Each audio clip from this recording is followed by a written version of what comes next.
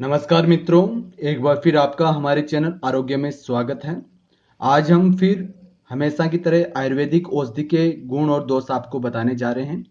आज का जो टॉपिक है वो अश्वगंधारिष्ट के बारे में है कि आपको दिव्य अश्वगंधारिष्ट अगर आप यूज कर रहे हैं, उसे ले रहे हैं, तो आपको क्या क्या सावधानियां रखनी चाहिए, अश्वगंधारिष्ट के क्या क्या गुण होते हैं, किन किन रोगों में ये उपयोगी होती है और किन लोगों को इसका सेवन करना वर्जित होता है। तो आपको जो सावधानियां रखनी है, इसकी मात्रा कितनी उपयोग में लेनी है, वो सारी डिटेल में आपको बताई जाएगी।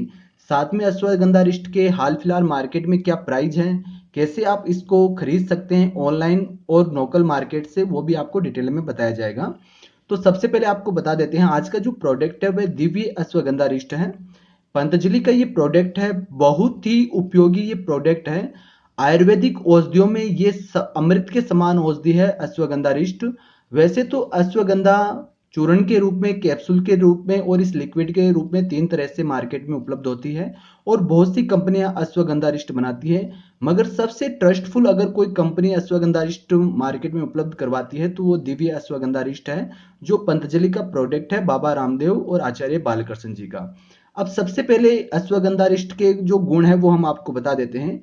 अश्वगंधा में एंटीऑक्सीडेंट और लिवर टॉनिक पाए जाते हैं और इसके अंदर एंटीबैक्टीरियल के साथ साथ में और भी कई पोषक तत्व पाए जाते हैं जो आपकी बॉडी को हेल्दी रखने में काफ़ी हेल्प करते हैं। इसके अलावा इसके अंदर एंटी स्ट्रेस गुण भी पाए जाते हैं, यानी कि अगर आपके मानसिक तनाव है तो अश्वगंधारिष्ट आपके लिए रामबाण साबित हो सकता है।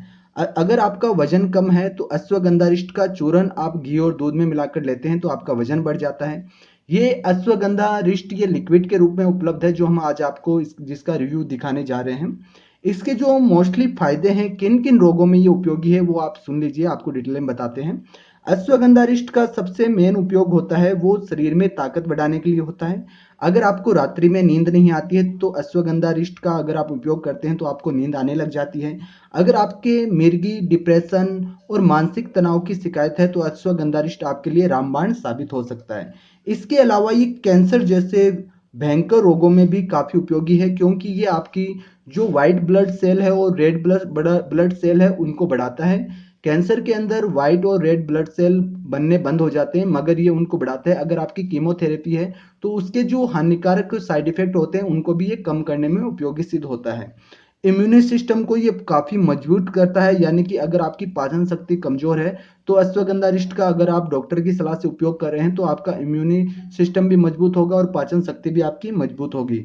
सर्दी जुकाम में ये काफी आपके उपयोगी सिद्ध होगा। मामूली सर्दी जुकाम तो आपकी काफी जल्दी से ठीक हो जाएगी और ब्लड सेल बढ़ाने में ये काफी मदद करता है, तो ये आपके लिए काफी उपयोगी सिद्ध हो सकता है अश्वगंधारिष्ट। अब अश्वगंधारिष्ट का उपयोग आपको कैसे करना है वो बता देते हैं। अश्वगंधारिष्ट का उपयोग आपको डॉक्टर की सलाह के अनुसार करना चाहिए। वैसे आयुर्वेदिक औषधि है, वैसे इसके कोई साइड इफेक्ट वगैरह नहीं होते हैं सामान्य आदमी पर, मगर फिर भी कुछ नुकसान बताए गए हैं। तो इसका उपयोग आपके वजन और शरीर के जो शरीर का वजन होता है और शरीर की स्थिति के अनुसार अश्वगंधारिष्ट का उपयोग बताया गया है। वैसे अश्वगंधारिष्ट का जो मुख्य उपयोग है वो आप दूध के साथ में रात्रि को सोते वक्त लेंगे तो सबसे ज्यादा ये उपयोगी सिद्ध होता है। वैसे कुछ लोग अश्वगंधारिष्ट को खाली पेट भी लेते हैं, मगर खाली पेट लेने से काफी लोगों की ये सूट नहीं करता है, क्योंकि ये काफी जो पौष्टिक आहार है, एक तरह से पौष्टिक औषधि है, तो सब लोगों के इसके सूट नहीं करता है। तो अगर आप रात्रि में इसका उपयोग दूध के साथ कर रहे हैं तो ये काफी आपके उपयोगी सिद्ध होगा।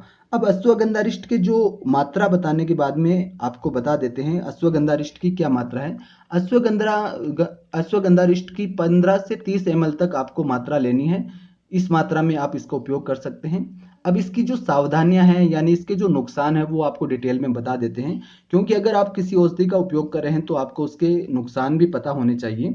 अश्वगंधारिष्ट के ये आयुर्वेदिक औषधि होने के कारण इसके वैसे कोई खास नुकसान नहीं होते हैं, मगर फिर भी इसकी ज़्यादा मात्रा का उपयोग और लंबे समय तक अगर आप उपयोग कर रहे हैं तो ये आपके नुकसानदेह हो सकता है। अश्वगंधारिष्ट का उपयोग बीपी, जिनके ब्लड जो बीपी रहता है, यानी high blood pressure, low blood pressure की आप जिनके शिकायत है, उनको अश्वगंधारिष्ट का उपयोग नहीं करना चाहिए। और जिनके डायरिया संबंधी प्रॉब्लम है, पेट संबंधी जिनके प्रॉब्लम है, उनको इसका उपयोग नहीं करना चाहिए।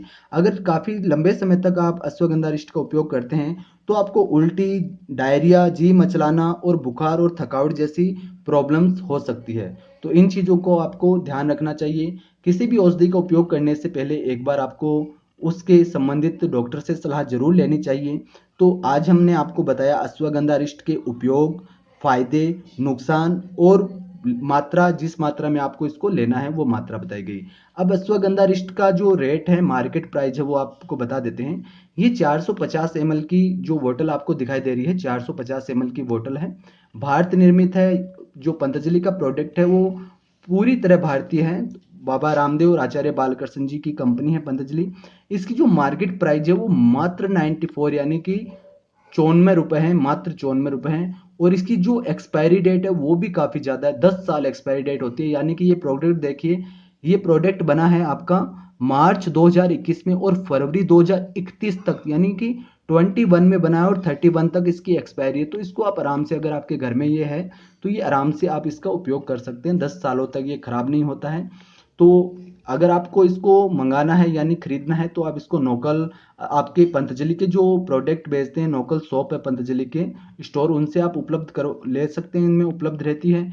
सेकंड, अगर आपको इसको ऑनलाइन मंगाना है तो बाबा रामदेव की प्ले स्टोर पर ऑर्डर मी ऐप है, उनसे आप डायरेक्ट उसको डाउनलोड करके ऑर्डर दे सकते हैं। उसमें आपको समृद्धि कार्ड भी मिलता है और इसमें 5-10% का समृद्धि कार्ड आपके पास है तो 5-10% की छूट भी मिलती है।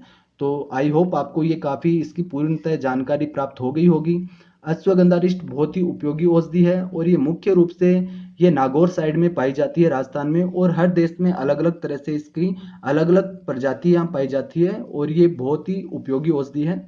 ऐसी आपको अगर आयुर्वेदिक औषधियों के बारे में जानकारी चाहिए तो आप हमारे चैनल से जुड़े रहिए, इसे सब्सक्राइब करें और वीडियो को शेयर करते रहें व्हाट्सएप और फेसबुक पर, ताकि सबको इसकी जानकारी मिल सके। धन्यवाद।